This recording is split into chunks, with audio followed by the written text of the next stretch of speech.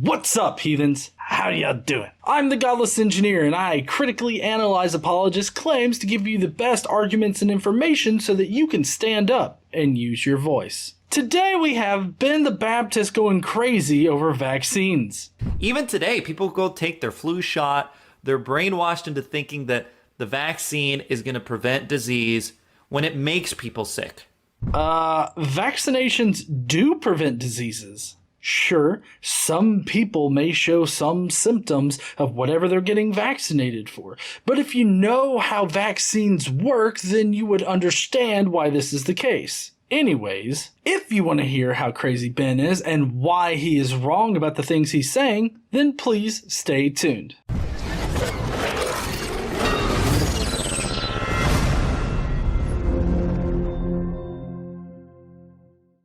So, before we begin today, I want to let you guys know a little bit of background information on Ben the Baptist here. He's part of the new IFB movement. That's the New Independent Fundamentalist Baptist movement. Last year, Casey and I, along with all of our friends, managed to bring a lot of attention to this cult movement. These people are just fundamentalist pricks that want to make everybody follow a fundamentalist view of the Bible. Adherents to this movement would include the likes of Matt Powell, Steven Anderson, and many, many others. Today, Ben is very upset over the most recent pandemic, but not for good reasons.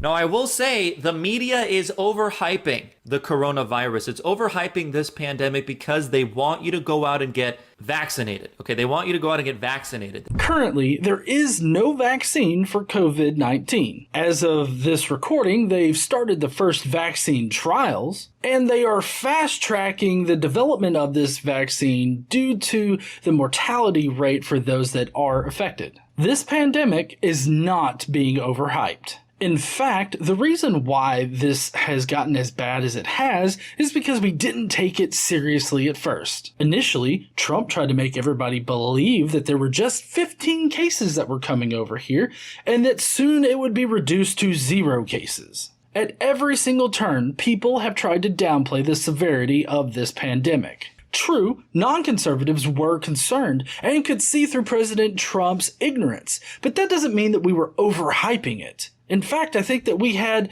an appropriate amount of concern for it, and we were actually more concerned about how we weren't doing anything. I think the current condition of Italy shows that we have a lot more to be concerned about. As of this recording, globally, COVID-19 has killed over 10,300 people. 200 are here in the United States. More importantly, everybody should be vaccinated and everybody should get their flu shots every year. If you can get vaccinated for the flu, there are some conditions out there where people can't. But you see, that's where herd immunity comes in.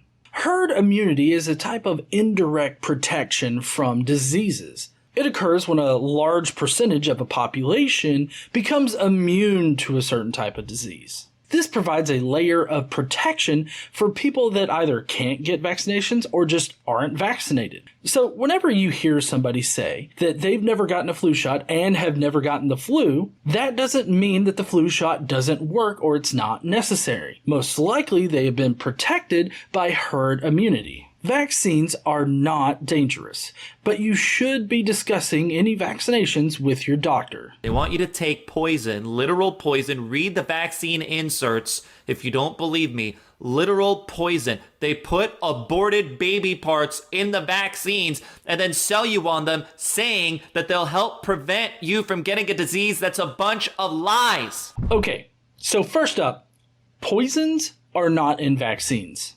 You can read the vaccine inserts, but you won't find any poison listed there. He's not exactly being clear as to which poisons he's talking about. There are multiple components of vaccines that anti-vaxxers have labeled as poisons. He could be talking about thimerosal, but the problem is that thimerosal can't cause mercury poisoning at all. For one thing, it's a different type of mercury, ethyl mercury. The type of mercury associated with mercury poisoning is methyl mercury. The reason ethyl mercury is used in thimerosal is because it's less likely to build up in the body. Thimerosal has been used as a preservative in vaccines since the 1930s, although now it's really only used in certain multi-dose flu shots. Preservatives like thimerosal prevent fungal and bacterial contamination of vaccines. So anytime anyone tells you that vaccines contain mercury, you need to ask them what kind of mercury does this vaccine contain?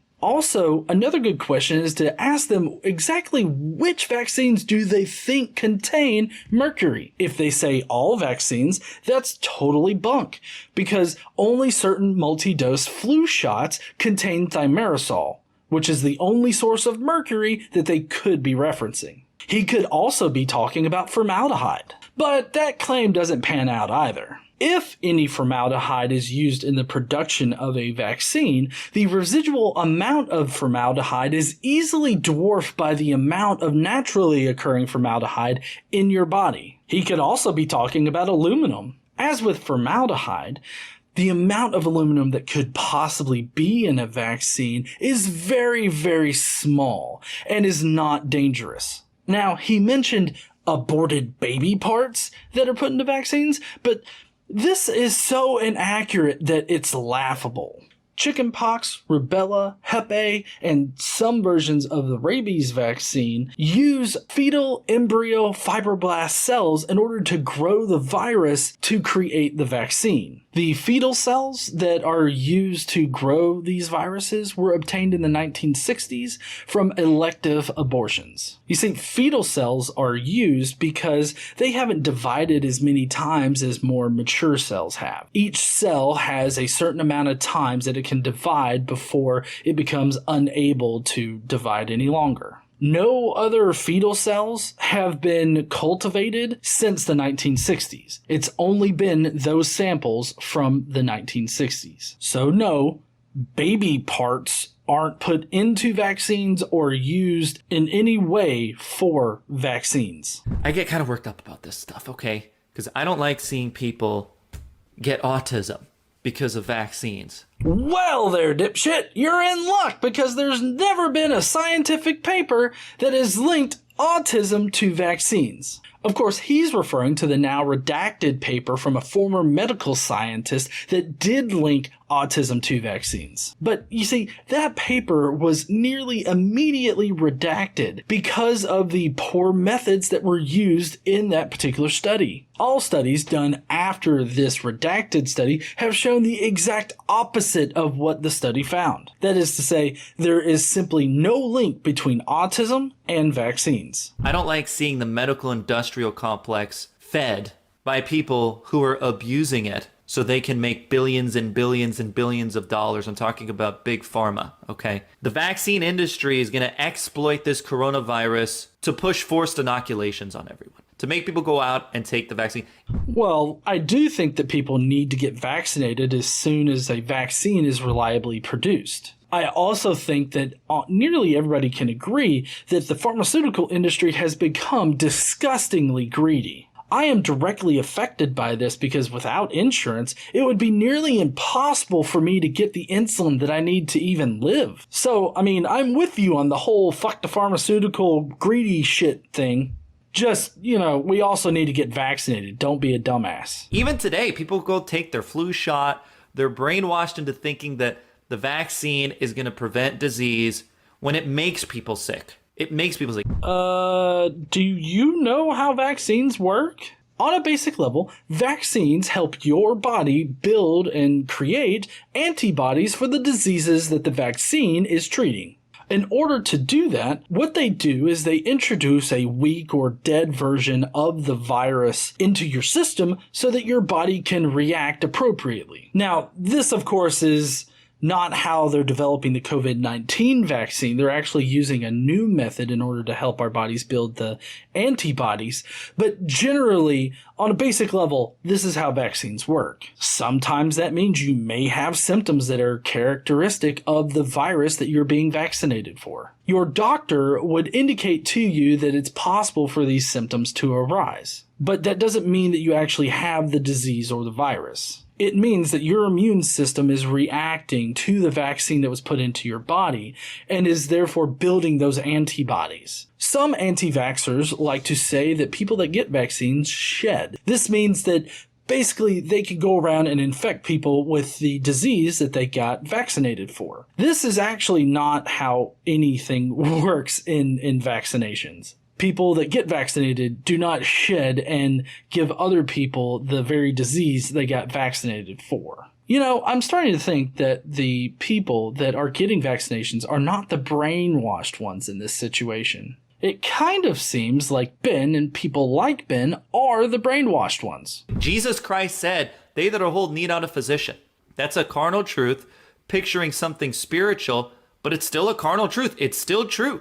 So this is Mark 2:17, Matthew 9:31, and Luke 5:31. And it seems like this particular verse is pretty good to use if you want to show that God is not all-knowing. I mean, you would think that if God knew everything, he would know the benefits of vaccines. Ben is using these verses in order to suggest that people don't need vaccines and only need a doctor when they are sick. This is incredibly ignorant and dangerous. Edward Jenner actually produced the first vaccine back in the 18th century when he took material from a person with cowpox and then inoculated other people against the smallpox vaccine. Of course, we have more efficient ways of developing vaccines now, but the ability to inoculate our population against diseases that would destroy our population has been a very big scientific advancement. I mean, 3 out of 10 people that got smallpox died from it. That's a 30% mortality rate regardless of what age you were. A better vaccine was developed and smallpox was nearly wiped out. Well, except for the dumbasses like Ben here who think that vaccines cause autism or contain baby parts or poison and therefore they don't get vaccinated. Smallpox has made a pretty big return, all thanks to you anti-vaxxers. Get vaccinated. Vaccines do not cause autism. They don't poison you, and they don't contain aborted fetal parts. Quit this anti-vax shit, because if you don't, this pandemic of the coronavirus is only going to be the start. Thank you, heathens, for watching today. I hope that you enjoyed it. If you did, please go down below, leave me a comment with what you think about Ben's ideas here. Do you think he's right, or do you think he's a dipshit? While you're down there, make sure you smash that like button and subscribe if you want to see more content like this. Don't forget to stand up and use your voice, and I will see you heathens later.